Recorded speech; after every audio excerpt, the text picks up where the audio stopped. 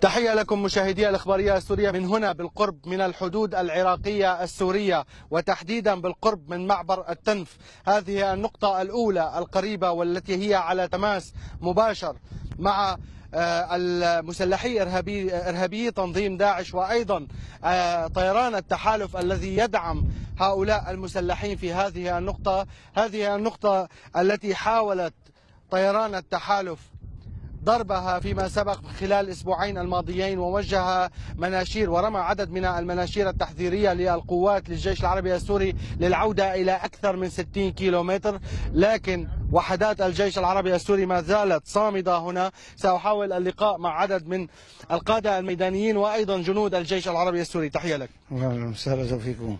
أولا مبروك النصر، مبروك لسوريا كلها، 5000 كيلومتر مربع. مبروك لسوريا كلها وللقائد المفضل بشار الأسد. شوكة في عين الإرهاب وشوكة في عين أمريكا وعين التحالف الأمريكي البريطاني السعودي القطري التركي. نحن سوريين رح نضل وباقيين وصامدين، كما صمد السنديان في الجبال، كما صمد الزيتون في الجبال. هذه أرضنا وبلدنا وترابنا ودمنا فضى التراب، وكرمال عيون الدكتور المفضل بشار الأسد. صار هيك أي مقاتل اسأل أي مقاتل، كل المقاتل صار تقرأ طيرة بالهواء، لأن نحن سوريين منضل سوريين، لا التحالف ولا غيره. نحن دمنا نروي الأرض فيه. بحب أوجه تحية لأهلي ولأهل الشباب هون. صحيح ما بنحسن نتواصل معهم، ولا أي واحد فينا حسن يحكي مع زوجته المتزوج، الخاطب ما حسن يحكي مع خطيبته بسبب ضعف الشبكة أو ما في شبكة بالمرة هون. الحمد لله. ان شاء الله هون الله يفرجها على الجميع، وان شاء الله منتصرين. زدتوا مناشير ما خفنا ولا رح يخوفونا، ورح نواصل درب الطريق الشادي اللي مشواه رفقاتنا. مرحبا، كل عام وانت بخير. انت بخير. شهر رمضان وانجازات للجيش العربي السوري. كل عام وانتم بخير بعيد الشعب السوري، وان شاء الله النصر قريب. وبنقول لكل الشعب السوري راجعين باذن الله منصورين. نحن على خط جبهه، وان شاء الله الدواعش 2017 سنه النصر. والله بسوريا يا ناس القلب تدمر.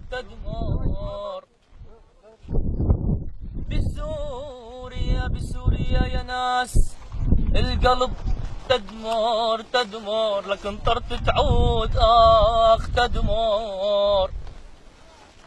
لك لا تخافوا يا شعبنا، عارت تدمر. لك بدم شهدائنا النصر انكتب يا يما. تحياتي. هذا الشاب له 5 سنين مشايف له. هذا الشاب 5 سنوات مشايف. أهلك؟ من 2012. وين أهلك؟ دير الزور. صرنا قريبين على دير الزور إن شاء الله. شو حابب توصل له رسالة؟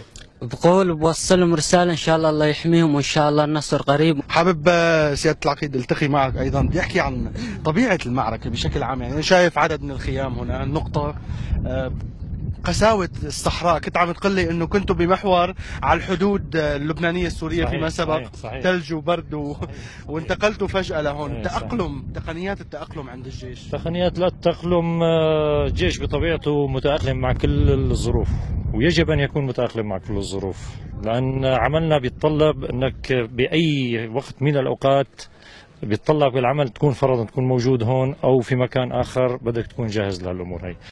التحالف الدولي وضربات التحالف الدولي ومسلحي تنظيم داعش الإرهابي، وأيضا مسلحي قوات سوريا، جيش سوريا الجديد وأسود الشرقية وإلى خلافه، والكل مدعوم من القاعدة المتواجدة عند الحدود في التنف.